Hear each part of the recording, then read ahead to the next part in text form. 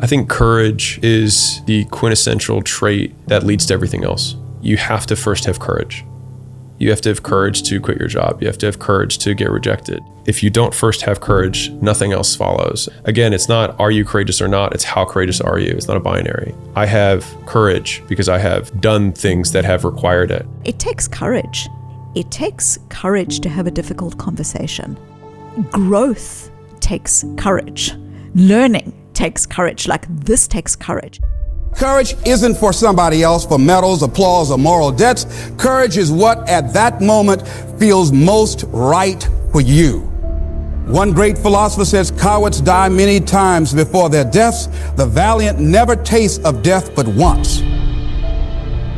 What does that mean? That valiant people aren't afraid? No.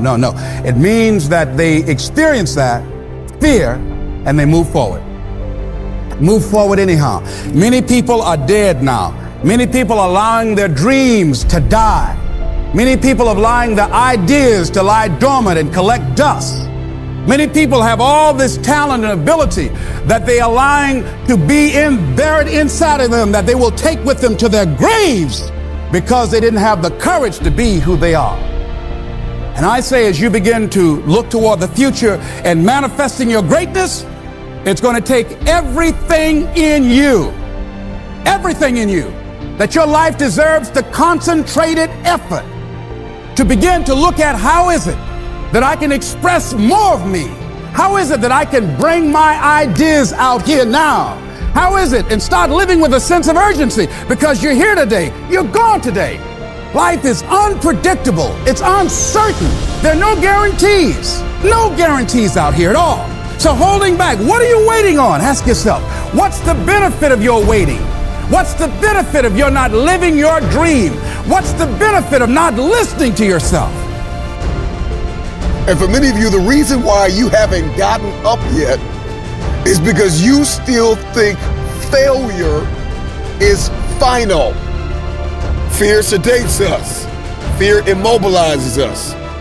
Fear imprisons us. You gotta break out of that prison of fear and see yourself winning in the same place that you lost. Show me somebody who has achieved greatness. And if you pull up their past, I promise you'll see some failures and some lessons learned. If we can change our perspective on failure, our lives will never be the same. Stop telling yourself you're not good enough. Stop telling yourself you don't have what it takes. If you want your future, get up now! I'm getting up, and I'm gonna do this again. I'm getting up, and I'm gonna try this again. And I'm gonna try it again, and I'm gonna try it again. I was made to walk in purpose and to fulfill destiny. I was not created for the prison of fear. Courage is the most important of all the virtues, because without courage, you can't practice any other virtue consistently. It's an emotion that you can't fake. If you fake bravery when you're terrified, that is bravery. Well, you should be afraid of taking risks and pursuing something meaningful, but you should be more afraid of staying where you are if it's making you miserable. Winning will cost you everything, but will reward you with so much more. It's going to cost you everything. Courage is something that rubs off on other people. I think it's enormously to be desired to be around courageous people. And that might be different types of courage, some of it physical, some of it mental. Surround yourself with courageous people, or at least not cowards, not cretins, not the sort of people who just say the same things that everyone's meant to say and so on. There's many ways people can get out of this non-life that they are being shunted into. Can you do what is required to fulfill your purpose? Can you do what it takes? Can you implement? Can you execute? Are you disciplined? Are you principled? Do you possess courage to walk in purpose and to fulfill your destiny? What would your life be like if you decided to become courageous? What would your life be like? If you decided to act on your dream, if you did what you felt in your heart. You know what courageous means? Courage comes from a French word which means of the heart. You know, it takes courage to live. Since most people go through life not allowing themselves to step out because they don't want to let go. They don't want to be blown around. They don't want to be moved. The courage to face life's whirling wind of contradictions. The courage to love yourself. The courage to take a chance. The courage to be who you are. Be steadfast, immovable, always abounding. Be brave, be strong. Come out of the dark and into the light with everything that you have. Run after it. And you keep giving, and you keep pouring, and you keep believing, and you keep pushing. It is not the critic who counts, nor the man who points out how the strong man stumbles, or whether doer of deeds could have done them better. The credit belongs to the man who is actually in the arena, whose face is marred by dust and sweat and blood, who strives valiantly, who comes up short again and again and again, who, in the end, knows the triumph of high achievement, and who, at the worst, if he fails, at least fails while daring greatly. Please, listen to yourself. You know the feelings. If you start listening to the feelings in your heart, and I'm doing it now more every day, I find that my feelings, I can trust them.